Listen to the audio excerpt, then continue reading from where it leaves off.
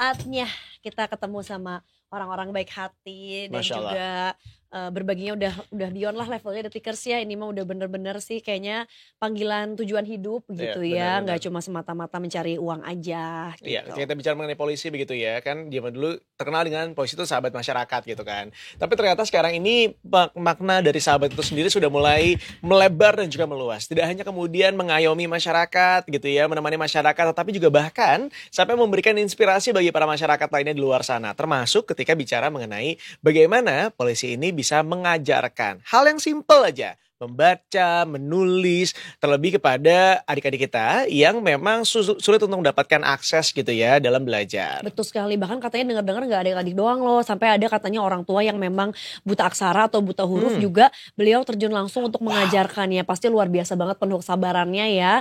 Dan mungkin panggilan hatinya tuh udah beda Detikers lah untuk tujuan-tujuan mulia seperti itu. Nah makanya sekarang pagi ini kita mau ngobrol sama PS Kanit Binmas Polsek kawasan Bandara Sentani. Ada Aibtu Abang yang mengajarkan anak-anak di Papua baca tulis lewat program Gabusnya. Nah kita akan tanya-tanya juga seperti apa sih program Gabus yang dibikin oleh beliau ini. Selamat pagi, Aibtu Abang.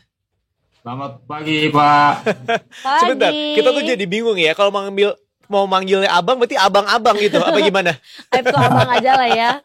Emang Ya. nama aslinya Abang nih, Aibtu Abang? Ya, Oh, Menarik banget Aibtu Abang. Ini anak pertama kah?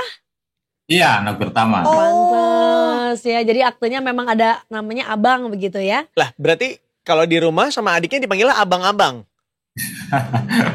Panggil kakak saja. Oh kakak aja. Oke. Aibtu Abang, ini senang banget loh ngedengernya loh. Karena aku tahu persis gitu ya bagaimana adik-adik kita di daerah-daerah tertentu tuh masih kurang aksesnya terhadap pendidikan. Nah sekarang Aibtu Abang mau terjun langsung untuk mengajarkan adik-adik kita. Boleh diceritain gak sih awal mulanya seperti apa sampai dirimu kepikiran gitu ya untuk mengajarkan adik-adik kita membaca dan juga menulis? Baik, terima kasih waktunya. Sesuai dengan tema kita hari ini, saat itu 2021, tahun 2021 kebetulan kami dipercayakan sebagai anggota Babin Kamtimas di wilayah hukum Polres Jayapura, khususnya di Polsek kawasan Bandara Sentani. Di tahun itu juga kami menerima mandat dari pimpinan untuk membuat gebrakan, sehingga kami tergerak hati untuk mencari anak-anak yang prioritas kami hari itu anak-anak yang putus sekolah. Kemudian anak-anak yang tidak sekolah, dan yang kemudian lagi anak-anak yang sekolah namun belum bisa baca tulis dengan lancar. Sehingga kami hari itu bersama dengan tugas pokok Babin, yaitu melakukan kunjungan ke rumah-rumah warga. Sekalian kami cari anak-anak yang kami tadi sudah sebutkan. Pertama kami dapat satu orang asli Papua, yang mana saat itu betul-betul belum bisa baca tulis. Kemudian kami ajarkan di polsek kami, di Polsek kawasan Bandar Sentani. Kemudian bertambah 2 orang. Dan setelah tahun 2023, kami terjun ke wilayah binaan kami. Kebetulan wilayah binaan kami di salah satu kampung di Jayapura, di Papua, Kampung Komba.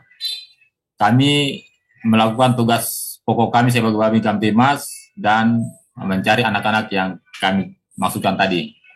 Setelah kami kumpulkan beberapa anak, kami dapat sekitar kurang lebih 10 orang pertama. Wow. Ya, saat itu saya dengan teman Polwan, kebetulan sekarang sudah pindah ke Mabes, menemani saya untuk sama-sama ke rumah warga. Kami gunakan mobil kap belakang, bawa dengan peralatan belajar. Kami duduk bersama anak-anak kecil di situ, kami belajar di situ. Aduh menyenangkan sekali. Siap. Kemudian tahun berikutnya, tahun ke 2024, kami pindah ke wilayah binaan kami di Kompas itu. Kami kumpulkan, di situ kami dapat selain anak-anak, ada juga orang tua, dewasa, laki-laki maupun perempuan.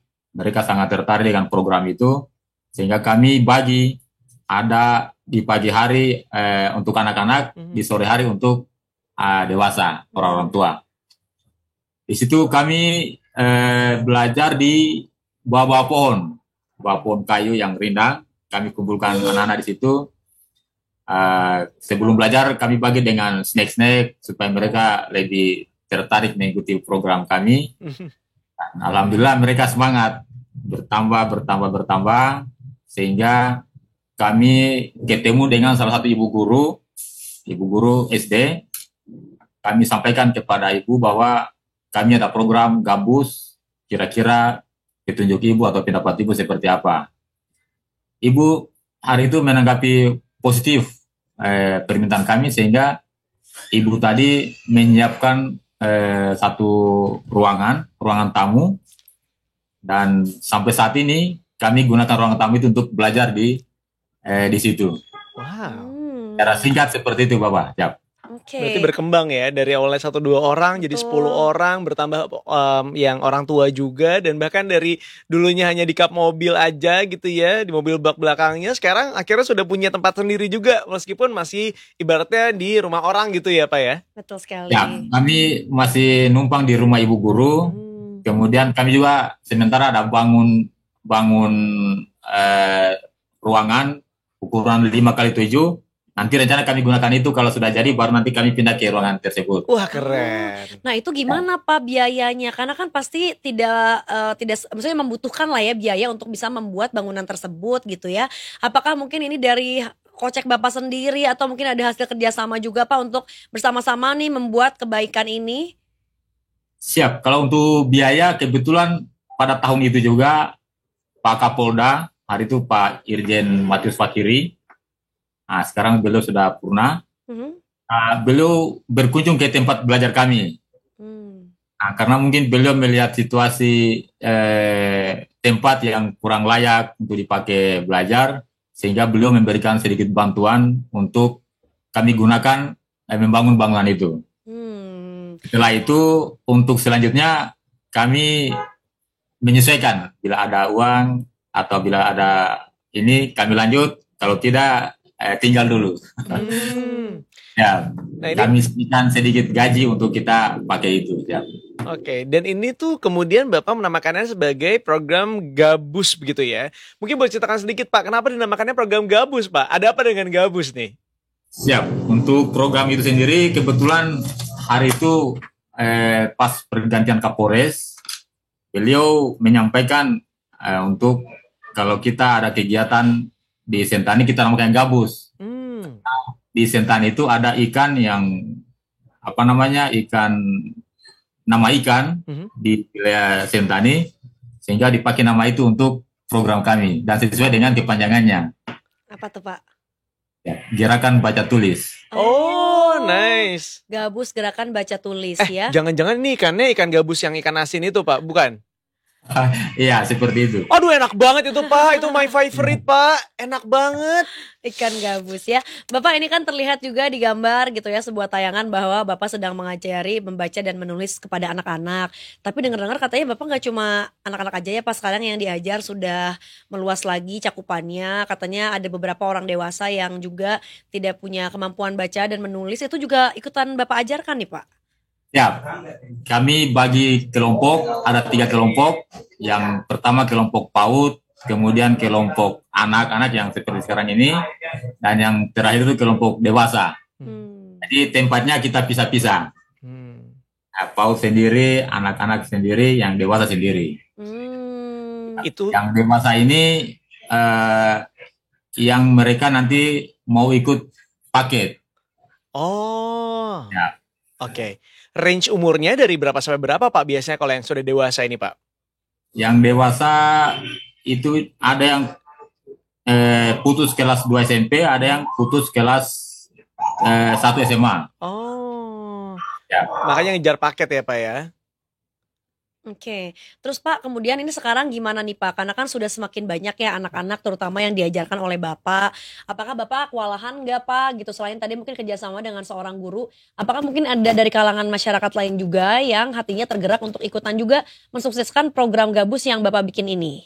Ya, alhamdulillah sejak 2024 itu yang awalnya kita berdua dengan ibu guru SD yang Ibu Agustina, kemudian ada datang lagi satu pensiunan guru juga. Beliau terketuk hatinya untuk bergabung dengan kita. Kemudian satu lagi laki-laki beliau honor di salah satu sekolah juga. Sehingga beliau berdua itu mau bergabung dengan kita untuk sama-sama mengajarkan anak-anak yang ada di gambar ini.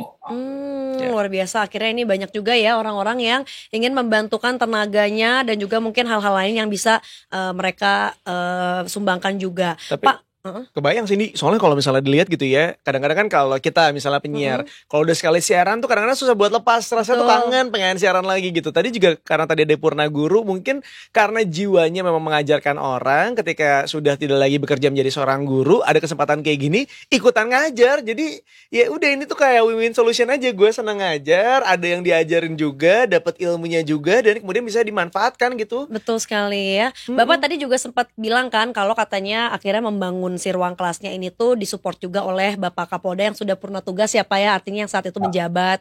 Dulu Bapak gimana sih Pak ceritanya bisa sampai mendapatkan apresiasi dari Bapak ex Kapolda tersebut? Siap, izin. Hari itu juga saya tidak sampai kepikiran ke situ. Kebetulan yang setiap kali kita melaksanakan giat, kita buat laporan kegiatan dan kita laporkan ke pimpinan. Pada satu saat saya ditelepon oleh salah satu wartawan yang menurut beliau katanya wartawannya Pak Kapolda saat itu. Saya ditelepon menanyakan tempat kegiatan kami ini. Saya jelaskan. Terus berikutnya lagi ditelepon, nanti katanya Pak Kapolda mau berkunjung ke tempat belajar. Saat itu kami siapkan tempat untuk kedatangan beliau dan alhamdulillah betul beliau berkenan hadir untuk menyaksikan anak-anak kami yang terlibat dalam proses belajar. Oke. Pak, ini kan dirimu berawal dari hanya 1-2 orang anak aja gitu ya, sampai akhirnya besar seperti sekarang. Dulunya waktu Bapak memulai dengan 1-2 orang anak ini, pernah terbayang gak sih Pak, kalau ternyata program ini akan besar sekali seperti sekarang dan bahkan mendapatkan banyak bantuan seperti saat ini Pak? Kalau awalnya tidak sempat terpikir, karena saya pikir kegiatan kami ini tidak diekspos. Ternyata berjalan ada yang ekspos sehingga anak-anak banyak yang tertarik untuk mengikuti kegiatan kami. Oke. Karena awalnya kami lakukan di ruangan kantor tertutup. Sehingga saya pikir ini mungkin hanya wilayah kantor yang tahu. Siap. Nah, kalau udah sebesar kayak sekarang nih Pak, ada kepikiran lagi nggak sih untuk lebih ngegedein lagi nih? Kemudian ke depannya mungkin Bapak bikin sekolah sendiri mungkin, atau kepikiran untuk bikin hal yang lainnya mungkin, Pak Abang? Siap. Kalau sekarang pasti sudah ada kepikiran ke sana. Tentunya kami sangat berterima kasih kepada teman-teman yang membantu kami dalam proses belajar, walaupun itu kami gunakan alat seperlunya, namun mereka tetap semangat. Ini menunjukkan bahwa mudah-mudahan ke depan terus berlanjut. Amin, mudah-mudahan ya.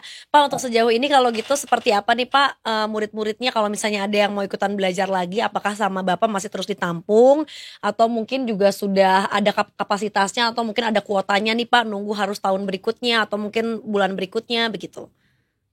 Pada prinsipnya bila mana ada anak-anak yang mau datang pasti kami tetap terima. Nanti mungkin kami tentukan waktu dan tempat untuk pembagian mungkin belajar. Mungkin untuk kegiatan ini kami lakukan 1 minggu sekali setiap hari Sabtu. Nanti mungkin kalau memang ada tambahan lebih besar daripada ini, nanti kami menyesuaikan hari lagi untuk yang lainnya. Pak, aku Oke penasaran deh, kan tadi Bapak bilang ya Pak, ini kan nggak cuma untuk anak-anak aja yang masih bersekolah, tapi ya ibaratnya masih belum bisa membaca dan juga menulis, itu ada di sini. Ada yang bahkan tidak memiliki kesempatan untuk belajar di sekolahan, juga belajar di sini. Memang kalau di sana sendiri Pak, di tempat Bapak saat ini bertugas Pak, masih banyakkah anak-anak kita yang belum punya kesempatan untuk mendapatkan pelajaran di sekolahan? Iya, khususnya di wilayah saya, Hah? itu masih banyak ditemukan hal seperti itu. Oke. Kami sempat tanya kepada mereka, kenapa sehingga seperti begini. Jadi rata-rata mereka jawabannya tidak ada kemampuan orang tua untuk menyekolahkan mereka. Sehingga mereka memilih untuk bergabung dengan teman-teman lain yang sama-sama tidak sekolah, kemudian mereka melakukan kegiatan-kegiatan yang tidak positif. Nah, dari situ kami terketuk hati untuk bagaimana kita cari mereka ini supaya ada kegiatan, ada aktivitas, dan bisa ke depan bisa mendapatkan hasil yang baik. Oke, untuk respon orang tuanya seperti apa Pak? Pada saat mungkin tahu anak-anaknya nih bisa mendapatkan pendidikan gitu, meskipun hanya seminggu sekali, tapi ada orang yang memang mau membantu untuk kemampuan mereka berkembang dalam hal menulis dan membaca. Tanggapannya seperti apa Pak? Baik, orang tua sangat respon positif.